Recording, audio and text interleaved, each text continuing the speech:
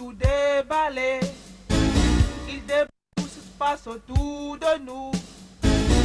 Côté cour et côté jardin.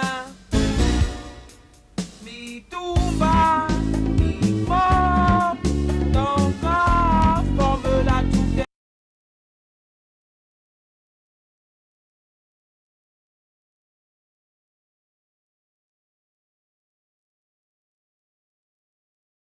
Sensibilité, ils vont rentrer dans votre intimité en déballant ce qu'on vit tous les jours dans des comédies bien assaisonnées. Mi tumba, mi mob, ton gars forme la troupe des déballeurs. Anas, Tano, Caro forme la troupe des déballeurs. Ils sont là pour tout déballer. Ils débattent tout ce qui se passe autour de nous. Côté cour et côté jardin. Mi tumba, mi mort.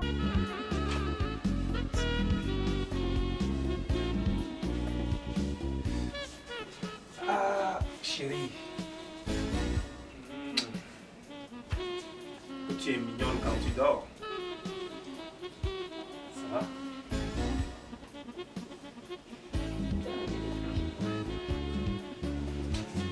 Aïe, aïe, aïe. Tu m'as trop attendu. Trop. Aïe, oui. Tu sais, c'est pas facile de rester toute seule à la maison comme ça. C'est vrai que je suis venu avec un peu de retard, mais c'était des embouteillages. Je suis déjà là, chérie.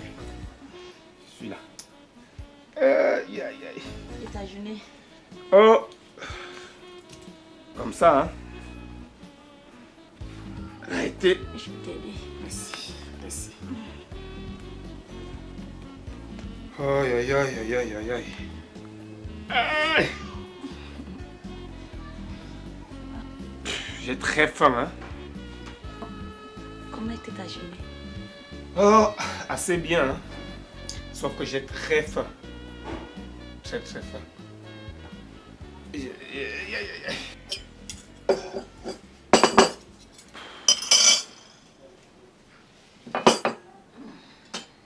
Waouh.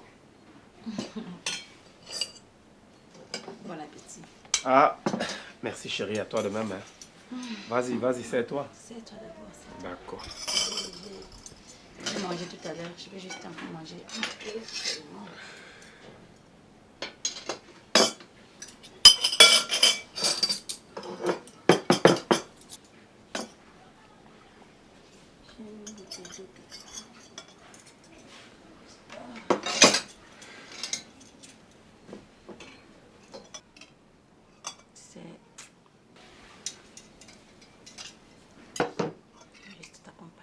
Faut manger, hein?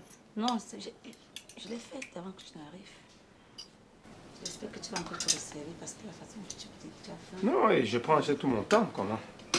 Je suis pas au restaurant ici, hein?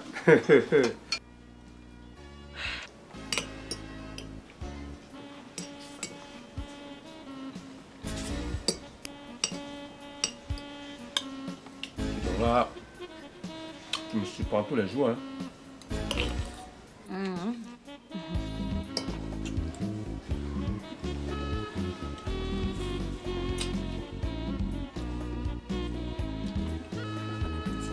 Ah, merci ma chérie.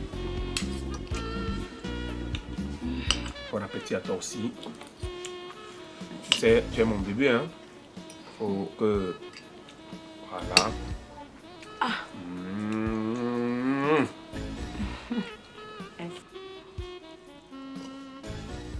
Je t'aime trop de nom. Chérie, Oui. tu adores du poisson, n'est-ce pas?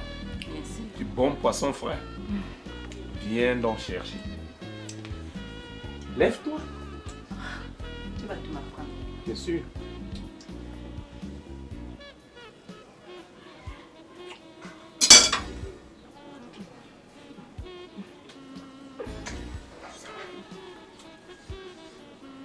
Nous sommes au salon, la porte est ouverte. Oh, oui. Non, allons. D'accord.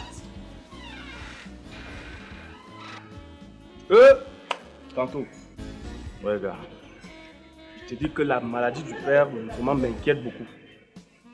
Là où je suis, moi, je suis déjà bouleversé. Hein. Et surtout que l'état dans lequel on l'a mené ici me fait peur.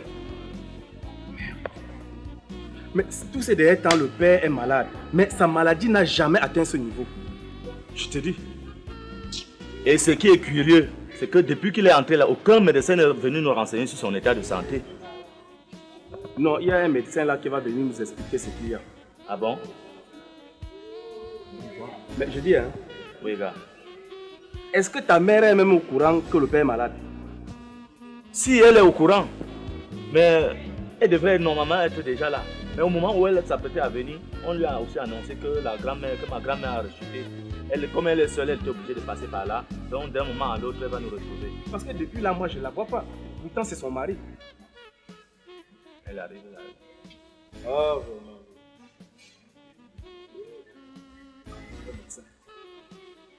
Salut, docteur. Merci. Bonjour, docteur. Docteur, c'est comment? Ben, il est là. Nous lui administrons des soins intensifs pour le remonter avant qu'il soit opéré. Il a un gros problème au ventre. Il faut absolument opérer. Merde. Ce soir ou plus tard, si vous êtes financièrement disponible. Bon, docteur, parce que vraiment, nous voulons que vous fassiez tout pour sauver notre père. Donc, s'il y a un problème vraiment d'argent, il faut nous dire comme ça pour que nous puissions nous battre. D'accord. Allez à la caisse, vous payez toutes ces petites choses. Docteur, en passant, vous croyez que l'opération c'est la bonne solution pour sa guérison? C'est une opération bien connue. Il n'y aura pas de problème si on réussit. Je suis avec l'aide de Dieu. Merci. Vraiment, nous comptons sur vous, docteur.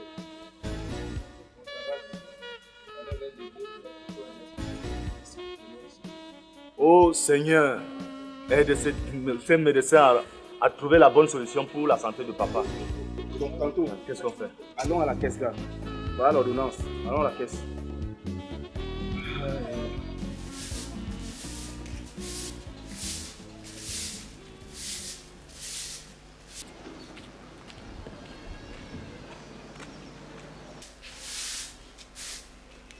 D'où sors-tu, madame? Bonsoir, maman, j'étais chez mon camarade de classe. Quel camarade de classe? Maman, celui qui vient souvent me chercher, c'est à la maison, non? Tu t'allais faire quoi là-bas? Maman, je ne comprenais pas certains cours. Et comme il lui maîtrise plus que moi, il m'a proposé de m'aider. Oui. Chaque jour, quand tu rentres de classe, tu vas rester sur place. Il faut aller chez tel, il faut aller chez tel. Tu ne peux pas rester à la maison. Comment tu es marché comme ça? Hé, maman. Donc, aller chez mon camarade de classe ici à côté, c'est marcher. Tu ne peux pas faire comme ta voisine Tonga. Quand elle rentre de classe, elle est sur place. Elle est toujours à la maison. Tu vas leur dire quoi maintenant, maman? Je veux dire, si en marchant, tu portes ta part, je tape ma porte avec. Ballon me sort. J'étais sûre que tu allais dire Ma ça. chance. Avec que.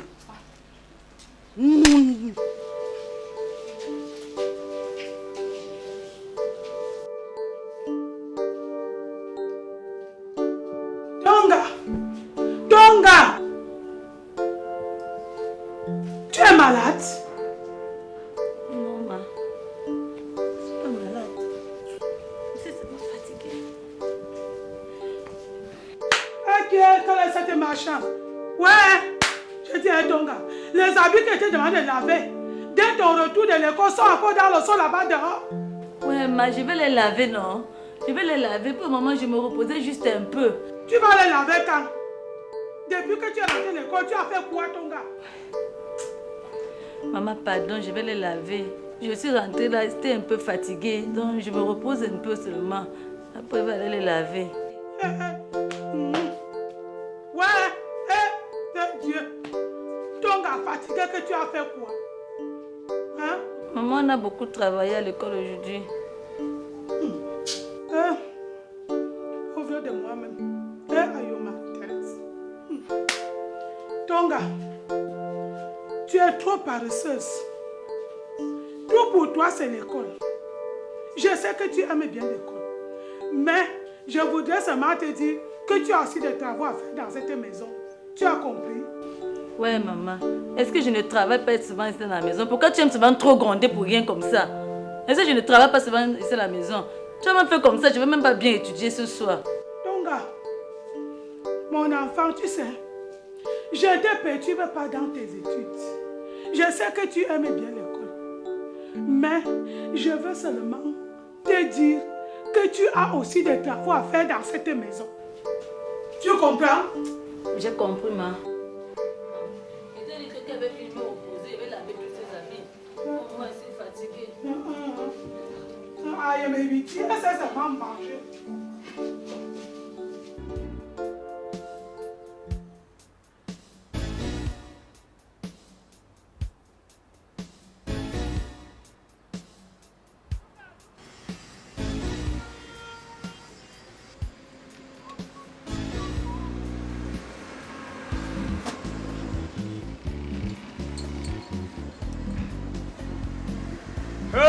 Mintumba de Mintumba.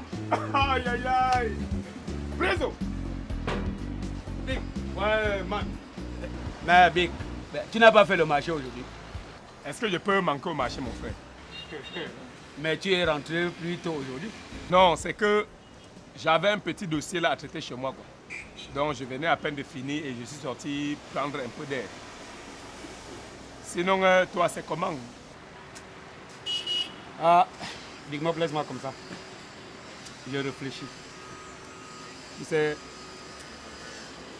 j'ai l'intention de faire ma vie autrement. Faire ta vie autrement, comment? Moi, je ne comprends pas. Big, tu sais, je réfléchis depuis longtemps. Tu connais ma situation. Je n'ai plus rien à t'expliquer. Je veux juste te dire que moi, je veux prendre une deuxième femme.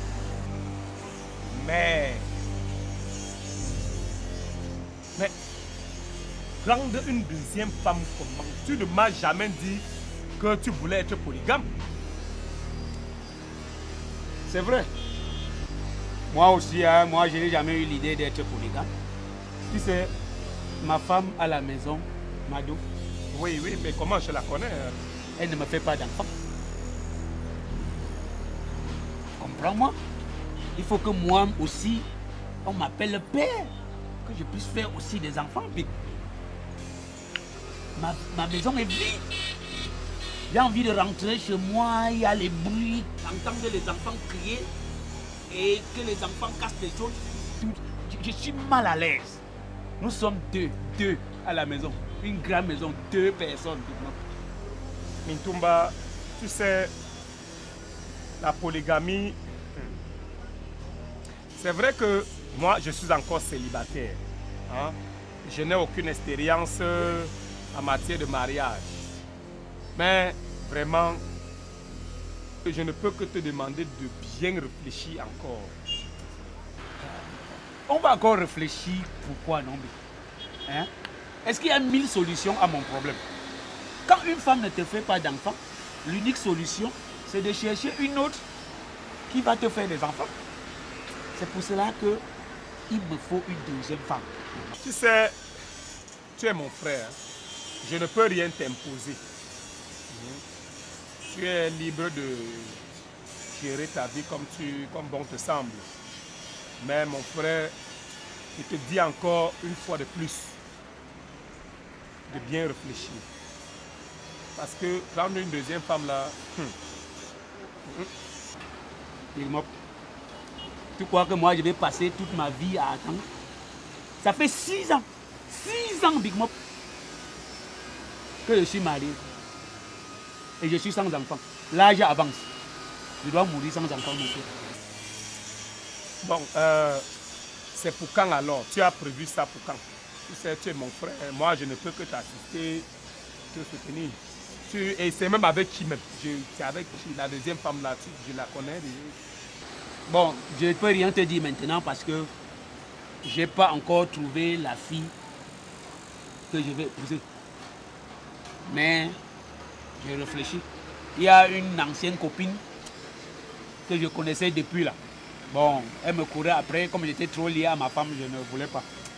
Maintenant là, Je vais la relancer. Je te dis, il me faut une deuxième femme. Wonderful.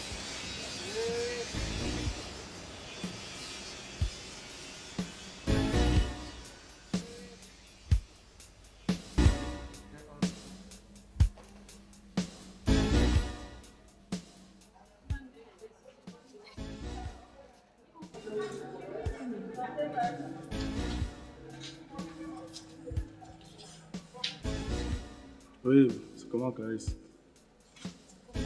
Qu'est-ce que tu fais là dehors? Le père est avec qui là-bas? Il est en train de suivre une opération là et le médecin n'a mis personne dans la salle. Une opération? Oui. Oh mon Dieu. Mais je dis, hein, arrête de pleurer. C'est pas le moment de pleurer.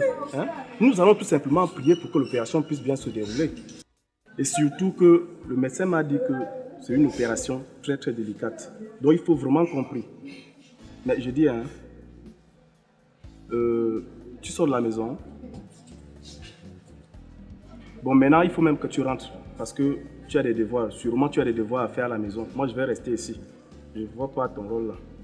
Non, franchement, la maison là pour le moment, je ne veux pas. Je ne peux même pas aller là-bas, même un peu. Il y a trop de tension là-bas, je ne veux même pas. Je ne veux pas. Tension de quoi? C'est maman, non? Tout à l'heure, je sortais faire des cours chez ma camarade de classe là. J'arrive, elle me gronde. Elle me dit que non, quand tu n'es pas à la classe, tu avais les hommes. Moi, je ne sais pas ce que ça veut dire. Arrête. Moi, c'est pas ce que je veux suivre maintenant. Tu as compris? Ça, c'est pas ce que je veux suivre maintenant. Il faut que tu rentres à la maison, tu demandes à Kanto de me retrouver ici. Depuis le matin que je suis avec le père, et il m'a laissé comme ça, il m'a abandonné à l'hôpital. Hein? C'est quand même notre père à nous tous. On ne sait pas là où il est. Il faut que tu rentres à la maison.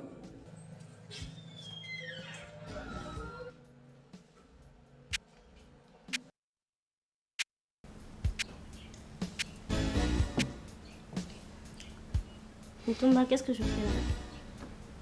Ça veut dire quoi? C'est simple. Pourquoi est-ce que tu m'as invité ici? Donc je n'ai plus le droit de t'inviter pour une causerie? Ce n'est pas ça, Mutumba. C'est juste que ça fait 2 ans. 2 ans que je te cours après. 2 ans que je t'appelle et que tu me raccroches au nez. 2 ans que je t'invite et que tu n'assistes pas à mes rendez-vous.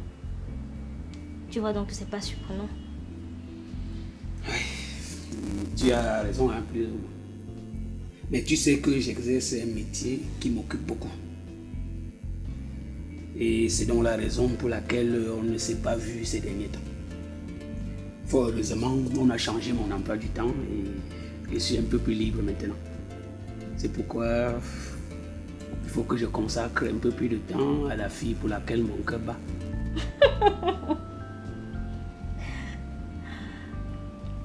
Mutumba, ton cœur bat pour qui? Pour une fille qui pendant 2 ans a juste essayé de t'embrasser? Tu racontes.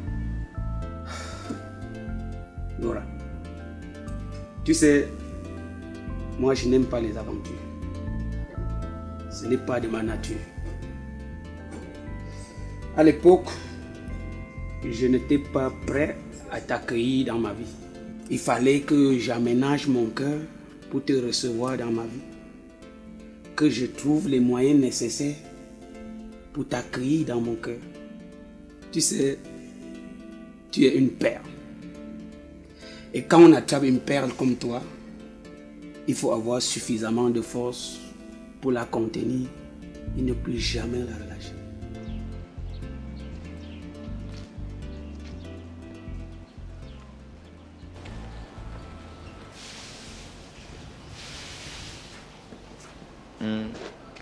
Maman, apparemment tu n'es pas toujours allée à l'hôpital. On m'a dit que les médecins ne veulent pas qu'on le voie. Je vais donc là-bas faire quoi?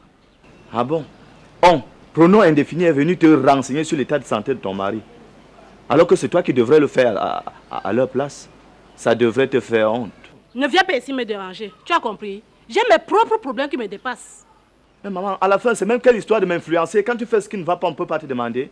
Hein? Tu es ma maman, et puis quoi après? Et puis quoi après? Si tu m'as couché pas, quelqu'un d'autre l'aurait fait à ta place? Tout ce que tu dis, c'est très beau. c'est très beau. Mais vraiment, je n'y comprends rien. Qu'est-ce que tu veux concrètement? Ça veut dire, ma chérie, qu'enfin je suis prêt. Prêt à rester avec toi. Non pas pour t'embrasser ou faire l'amour avec toi comme tu me le demandais, mais pour faire de toi ma femme. Alors ma chérie, acceptes-tu m'épouser? T'épouser? Mitomba, tu me prends vraiment pour une conne. Tu es déjà mariée, je crois. C'est vrai, je suis marié, tu le sais. Mais je veux faire de toi ma deuxième femme.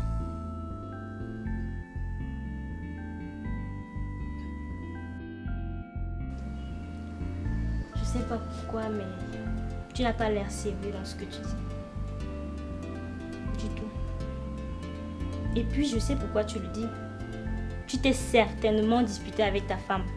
Et pour t'évader un peu, tu as besoin d'une assistance féminine auprès de toi. Je suis pas celle-là, Mitomba. Si tu veux qu'on continue à discuter tranquillement, tu changes de sujet. Tu évites de parler de mariage. Justement, c'est parce que je sais que ça te tient à cœur qu'on en parle. Parce que mon cœur y est aussi. Donc, je suis bien lucide quand je te parle. Je n'ai pas bu. Ou alors je n'ai pas abusé. Et je n'ai même pas disputé avec ma femme. J'ai longuement réfléchi. Je me suis même préparé à t'épouser. Donc, si tu m'aimes encore comme tu me le chantais tout le temps, accepte de m'épouser. S'il te plaît. Tu m'as pas l'air du tout sérieux dans ce que tu dis. Du tout. Je suis très sérieux. Ça vient du fond, du cœur, des poumons, des intestins, de tout mon être. Je vais réfléchir. Hein. Je peux pas te dire non, je peux pas te dire oui. Ton coup de tête comme ça. On va voir. Je vais réfléchir. D'accord. Ça me rassure déjà.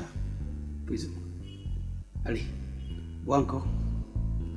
Cette fois-là, pour mieux réfléchir à ma proposition. Ton père là même, il souffre même de quoi? En tout cas, il a des crises cardiaques et il doit suivre une opération chirurgicale. Et le docteur nous a rassuré que c'est très délicat. Donc il peut mourir? Non, donc il peut mourir. Il faut savoir que l'état de santé de ton mari est très critique avant de continuer à faire ce que tu es en train de faire. Comme toi, tu n'es pas sage. Tu réfléchis à gauche. Sache que nous sommes dans un foyer polygamique. Et que tu dois faire quelque chose pour pouvoir contrôler les biens de ton père. Papa. Après sa mort, sans ça tu n'auras rien. Mais je m'entends bien avec mes frères. Est-ce qu'il y aura... D'où viendrait le problème? Monna, tu t'entends bien avec tes frères. Maintenant parce qu'il vit. S'il meurt là maintenant, les mères vont les monter, ils vont ramasser tous les biens. Et tu n'auras rien. Nous serions malheureux. Et présentement, qu'est-ce qu'il faut faire? Tu sais, tu n'es pas sage. Tu réfléchis gauchement. Donc tu dois faire quelque chose pour pouvoir contrôler les biens de ton père après sa mort. Sans ça, tu n'auras rien. Comme quoi, par exemple, maman? Tu vas écrire un testament. Comme si c'est ton père là qui écrivait le testament. Dans le testament là, tu dois mentionner là-bas que c'est toi le successeur. Tu me suis? Je comprends bien. Et maman, après avoir écrit, qu'est-ce que je fais de ça? Oui. Dès que tu finis, tu vas mettre dans la chambre de ton père, dans ses documents. C'est ce que tu dois faire. Tu es là, tu me déranges. Je crois que c'est toi qui as finalement la bonne solution, maman. Oh.